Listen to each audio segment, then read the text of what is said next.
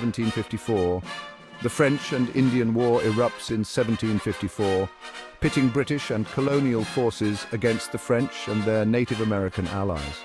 Across the Atlantic, 13 British colonies thrive along the eastern seaboard of North America. They are a vibrant tapestry, or layers of farmers, merchants, artisans and families. These colonists are bound by their loyalty to the Crown and the opportunities of a new land. They are also deeply connected to their English heritage. The colonies, though geographically distant, are economically intertwined or connected with Great Britain. Theirs is a complex relationship of trade and dependence. Following the 7-year French-Indian War, the Proclamation Act of 1763 restricted colonial expansion westward, aiming to stabilize relations with Native Americans by limiting colonial settlers, prohibiting them from settling west of the Appalachian Mountains. The Quartering Act of 1765 forces colonists to house British soldiers, further straining relations by imposing on their personal lives and resources. Life in colonial America is vibrant and bustling. Cities like Boston, New York, and Philadelphia pulse with energy. Taverns buzz with political discussions. Printed pamphlets filled with radical ideas circulate from hand to hand. There's a palpable sense of ambition, a thirst for self-determination. The colonists, many of whom had risked everything for a life in the New World, are not content to be mere pawns in the British Empire. The colonies are a crucible of change. Guerrilla warfare tactics emerge as colonists resist British control.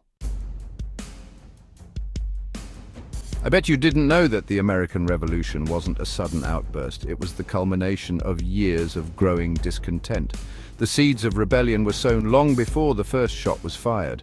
British economic policies of raising money for the debt due to war designed to benefit the mother country increasingly rankled the colonists. The Navigation Acts of 1651 were a long series of English laws that developed, promoted and regulated English ships, shipping, trade and commerce with other countries and its colonies, that certain goods produced in the colonies be shipped only to England or their colonies, established a mercantilist, monopolist economic policy and limiting trade with other nations. The cry of no taxation without representation echoed through the colonies. Colonists bristled at being taxed by a distant parliament without having elected representatives to voice their concerns. The Sugar Act was a law enacted by the British Parliament in 1764 that taxed sugar and molasses imported into the American colonies. The Stamp Act of 1765 was the first direct tax imposed on the American colonies by the British Parliament. It required them to pay a tax on all printed materials, including newspapers, legal documents, magazines and playing cards. The Townshend Act 1767 imposed duties on imported goods such as tea, glass, paint, paper and lead in the American colonies. The colonists felt like second-class citizens, their freedoms trampled upon. The ideas of the Enlightenment served as both inspiration and justification for the colonists' growing desire for independence. John Locke's concept of natural rights, life, liberty and property resonated deeply. His arguments that governments derive their just powers from the consent of the governed provided a philosophical framework for revolution. Rousseau stated that an elected body would protect the rights of all people and that all people had the right to freedom, freedom of speech and religion. Montesquieu's ideas about the separation of powers, advocating for distinct branches of government to prevent tyranny, also found fertile ground in the colonies. French philosopher Voltaire advocated for the separation of church and state and limitations on the power of monarchs. These Enlightenment principles, once confined to the hallowed halls of European universities, were now being debated in colonial taverns and printed in readily available pamphlets. The colonists, embracing these powerful ideas, began to question the legitimacy of British rule. They dared to envision a future where they, the people, held the reins of power. I don't think people understand the true extent of the provocations that led to the American Revolution. The path to revolution was paved with a series of increasingly provocative acts by the British Parliament and acts of defiance by the colonists. The Boston Massacre, A bloody confrontation between British soldiers and unarmed colonists in 1770 became a rallying cry for colonial resistance. The Boston Tea Party, a daring act of defiance in 1773, saw colonists disguised as Native Americans dumping British tea chests into Boston Harbor to protest unfair tea taxes. The Sons of Liberty, a secret political patriot organization, organized the events of the Boston Tea Party. The 3 British East India-owned ships that were docked sat in the harbor for a month and held 92,000 pounds of tea that came in from China. The colonists dumped 340 chests of tea into the harbor. This act of defiance, a symbolic rejection of British authority, served to further escalate tensions. In response to the growing unrest, the British Parliament enacted a series of punitive measures known as the Coercive Acts, or Intolerable Acts, as they were known in the colonies. These acts were designed to punish the colonists for their defiance, specifically targeting Massachusetts. The port of Boston was closed, town meetings were restricted, and British troops were quartered in colonial homes. The stage was set for a final, decisive confrontation. In April 1775, British troops marched towards Concord, Massachusetts, intending to seize colonial military supplies. They were met by a fierce band of colonial militiamen at Lexington Green. The shot heard round the world was fired, and the American Revolution began.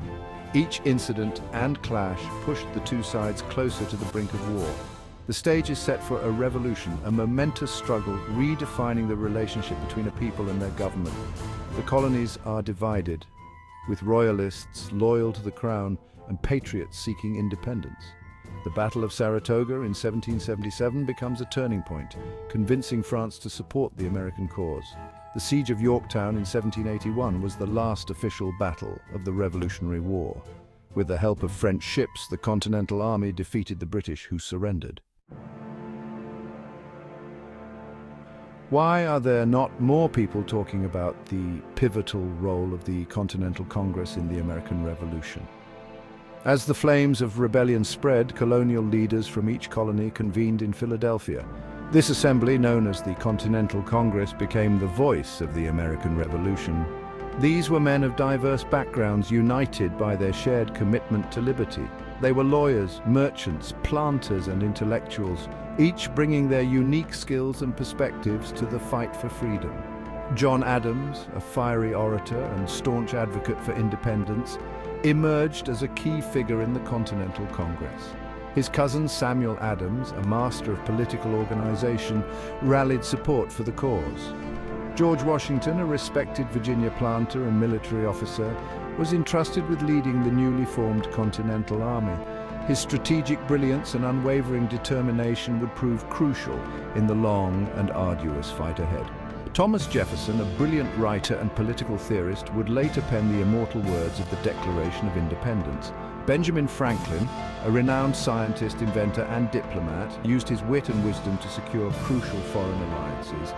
These leaders, though diverse in their backgrounds and temperaments, shared an unwavering commitment to the cause of liberty.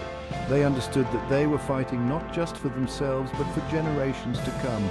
Their courage, vision, and unwavering dedication would inspire a nation and shape the destiny of a continent.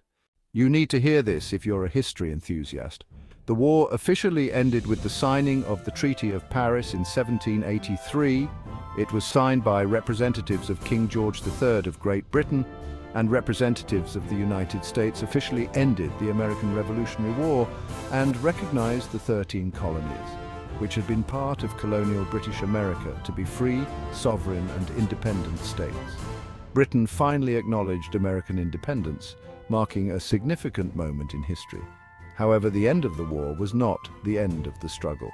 The post-war period was fraught with challenges as the new nation faced economic hardships, political instability, and the daunting task of unifying the states. The economy was in shambles, with war debts mounting and trade routes disrupted.